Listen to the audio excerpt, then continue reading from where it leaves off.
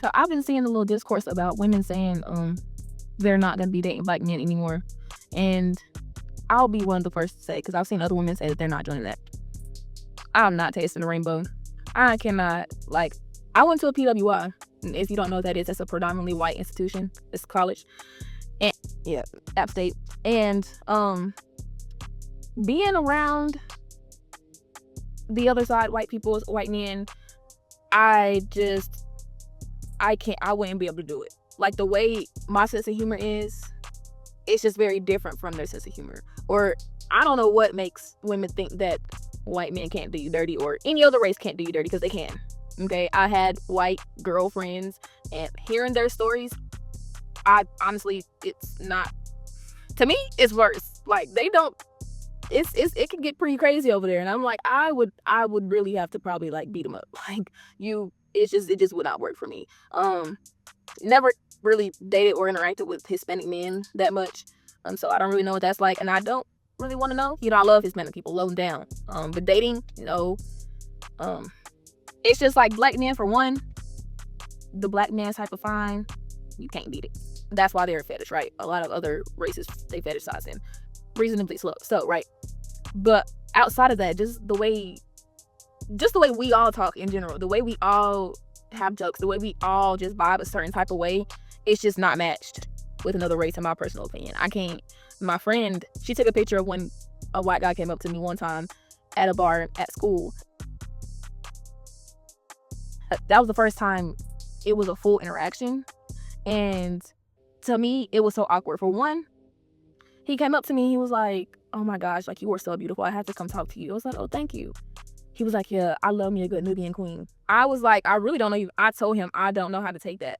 I don't even know if I'm Nubian.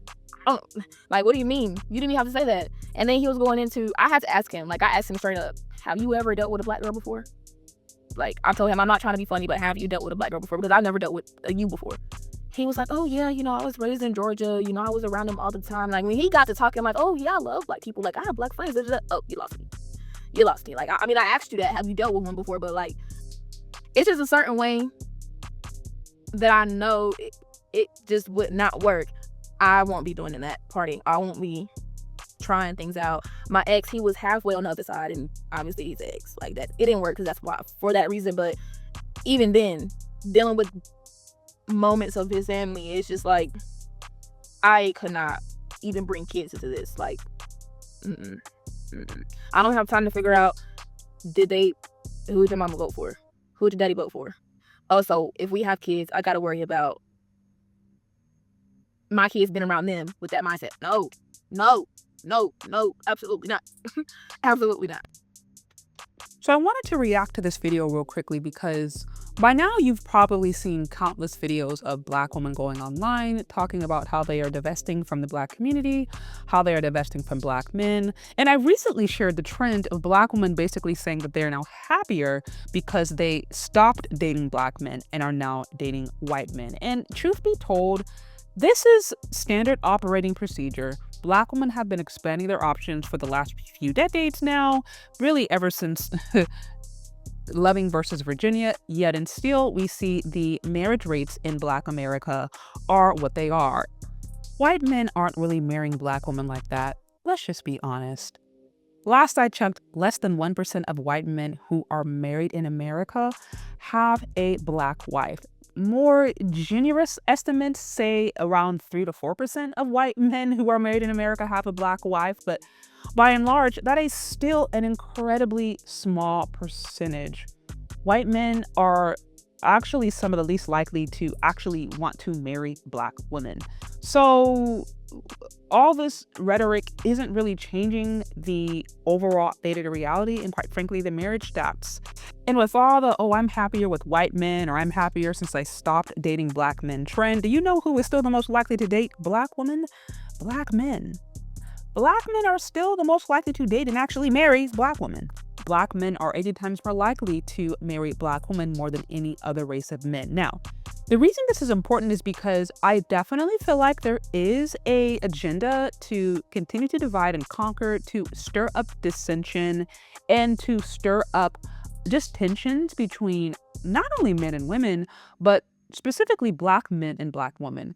And so it's very easy to get overwhelmed and to get exasperated with the amount of toxicity that is just all over social media. And it's so easy to believe that everybody out there is just self-hating, that all Black women hate Black men, and that all Black men hate Black women. Like it's just so easy to get sucked up an algorithm that promotes that. And we forget that when we are off social media and when we are off these media outlets, that sometimes can be very toxic, that at the end of the day, Black people are still engaging with each other and are still the most likely to fall in love and date and marry, if they are to fall in love and date and marry. Now, this is not to undermine the challenges that do exist. I recognize that they do exist. This is exactly why I have my channel, and this is exactly why I talk about some of the different issues that do exist. But by and large, there are Black women out there who just still prefer to be with their men, period, in a discussion. There are Black women out there who are not self-hating, who do not spend every 15 seconds finding ways to try to undermine Black men. Like, that does exist. And unfortunately, it's just a lot more popular and a lot more viral to promote something negative about Black men and to promote something negative about Black love versus talking about Black love itself. Like, even when I post videos about Black love, or I post things on my channel that are uplifting or that speak to affirming messages or just show Black men and Black women getting along, those videos don't get traction. I mean, those videos don't get viewed. Those videos are usually some of my least performing videos, quite frankly.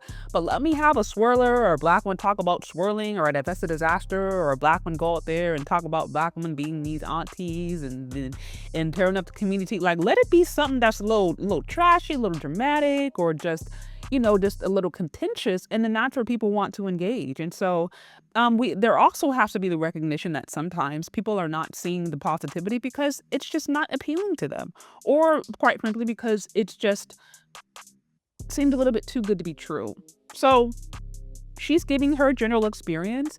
Now, there is the reality that, like, if a Black person is in a predominantly white, if a Black person grows up in a predominantly white environment or is engaged in predominantly white environments, it is not surprising for me to assume that they are going to swirl, or that they might at least flirt with the idea. Like, that is to be expected, particularly in the West that is dominated by Western European white values. Like, that's to be expected to a certain extent. And the only way that that's not going to happen is if you probably grow up in a family or in a community where you honestly have a strong sense of self identity. You really love yourself, you love your culture, and you just want to be with your own.